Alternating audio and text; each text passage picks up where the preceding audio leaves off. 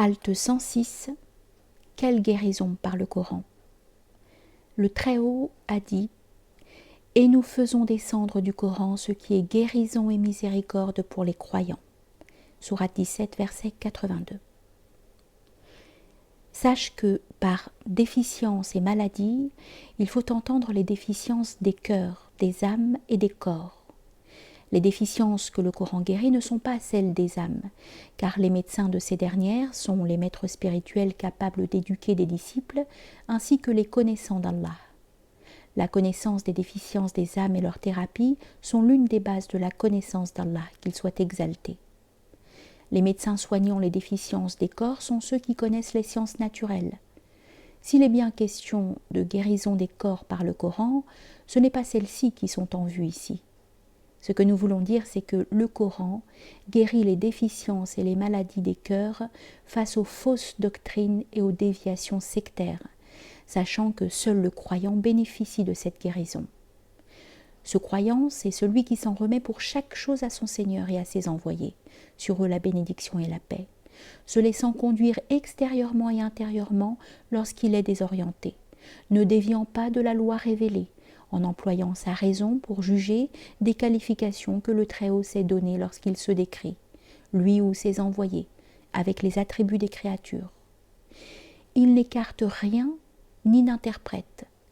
Il n'utilise pas de comparaison comme celle que fait le commun des hommes. Il s'en remet plutôt à Allah et à ses envoyés, sur eux la bénédiction et la paix, en disant « Nul ne connaît mieux Allah que lui-même. » Et nul ne connaît mieux ses créatures que ses envoyés.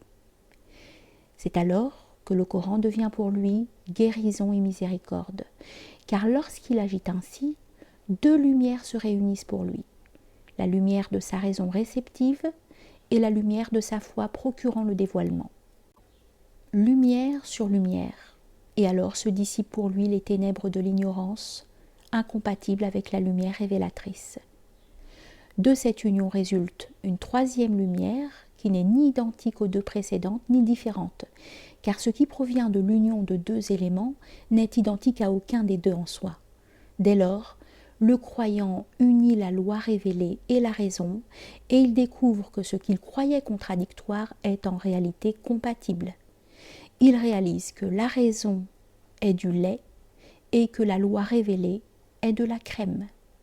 Ce lait est transcendance-immanence, d'une transcendance qui n'est pas la transcendance absolue des rationalistes, et d'une immanence qui n'est pas l'immanence absolue des anthropomorphistes, car sa transcendance est identique à son immanence. Allah, qu'il soit exalté, lui a dévoilé la réalité fondamentale des choses, de sorte qu'il connaît la transcendance à partir de là où il y a immanence. Il met alors les choses à la place qui leur revient et rapporte les textes inspirés à leur source.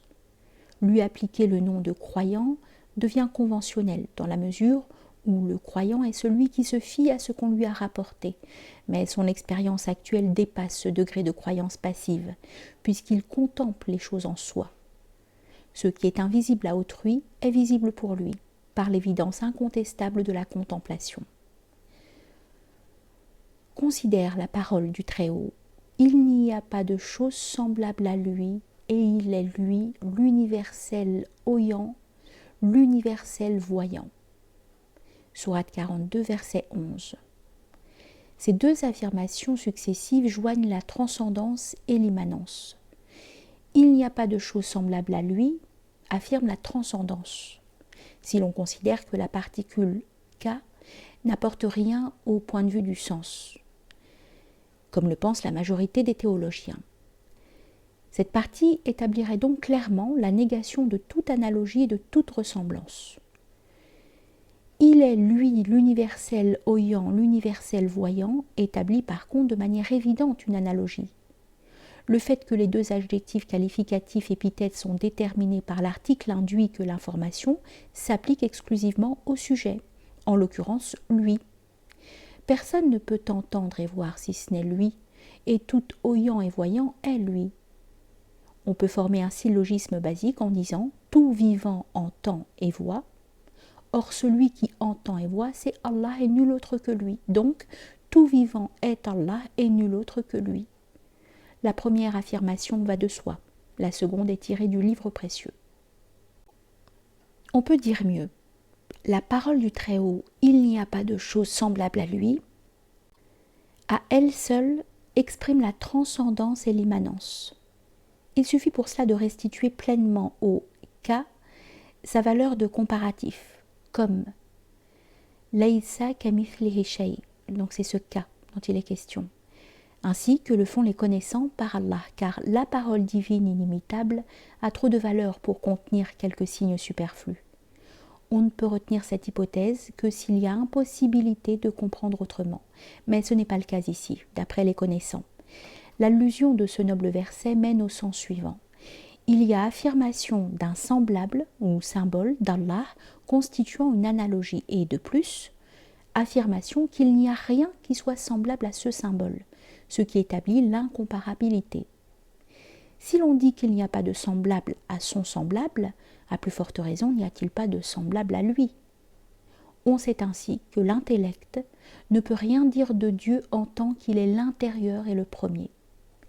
Les envoyés non plus ne peuvent nous informer à ce propos, mais les intellects ont matière à déduction, et les envoyés à nous informer sur lui dès lors qu'il est considéré comme l'extérieur et le dernier. Lorsqu'il se manifeste par son nom l'extérieur, en effet, il existencie le monde selon sa forme, autrement dit selon la forme de sa science, science qui est identique à son essence et identique à l'objet connu. Ensuite, il existencie l'homme selon la forme du monde, en faisant de lui un exemplaire résumant ce monde. Dès lors, on peut dire quelque chose de Dieu. La semblance n'est établie qu'entre la forme première, la forme de Dieu, et la forme seconde, qui est celle de l'homme universel. Le sens du passage devient donc « Il n'y a pas de chose semblable à son semblable ». La forme incomparable est l'homme universel. On affirme en même temps qu'il est la semblance de Dieu, et que lui, l'homme universel, n'a pas de semblable, car il est la racine de l'existenciation du monde, bien que sa forme apparaisse en dernier. Il y a une correspondance entre l'univers dans toutes ses parties, le trône, et ce qui l'inclut, et l'homme, et une correspondance entre l'homme, de par la synthèse de sa constitution, et l'univers. L'univers considéré dans sa totalité est un symbole, et l'homme, par sa singularité, est un symbole. Vois donc comment ce verset atteste de la transcendance d'une part, puisque l'incomparabilité du semblable est au fond celle de celui à qui il ressemble, et d'autre part atteste de l'immanence en affirmant qu'il y a un semblable. Le croyant pour lequel le Coran est guérison et miséricorde, c'est celui pour lequel le Coran dans sa totalité est clair, sans ambiguïté. En référence ce verset, s'il était venu d'un autre qu'Allah, il y aurait sans doute trouvé beaucoup de contradictions. Sourate 4, verset 82. Alors que le Coran ne contient aucune contradiction. Alif, Lam, Ra. C'est un écrit dont les versets ont été ajustés parfaitement et ensuite détaillés de la part d'un très sage, très informé. Sourate 11, verset 1. Lorsqu'il est dit et d'autres versets non explicites, Sourate 3, verset 7, cela ne s'applique qu'à celui que subjugue sa raison au point qu'il donne à cette dernière la prédominance sur le livre saint et la tradition prophétique. Car Allah n'a envoyé ses messagers qu'afin d'enseigner ses serviteurs et pour leur faire connaître leur Seigneur. Celui qui cherche Dieu par sa pensée discursive et sa raison, le Coran ne sera pas guérison pour lui. Lorsqu'il entend un verset ou un enseignement prophétique dont il ressort un aspect anthropomorphique, il se dit « cet enseignement ou ce verset provoque chez moi une suspicion dans la mesure où il heurte ma raison. » Pour un tel homme, le Coran ne saurait être guérison. Il augmente plutôt sa carence. Il est d'entre les injustes que le Coran endommage encore plus. L'injustice consistant en effet à placer les choses ailleurs qu'à l'endroit adéquat. Il est donc parmi ceux dont il est dit « Par lui, il égare beaucoup » Sourate 2, verset 26, et qui ont une déviation dans le cœur. Ils suivent du Coran ce qui peut prêter à confusion et on arrive à l'interpréter par référence à leur raison. Cette dégénérescence s'est généralisée. À notre époque, tu ne trouveras que des docteurs suivant cette voie. Je t'ai donné un conseil, et c'est Allah l'échéance.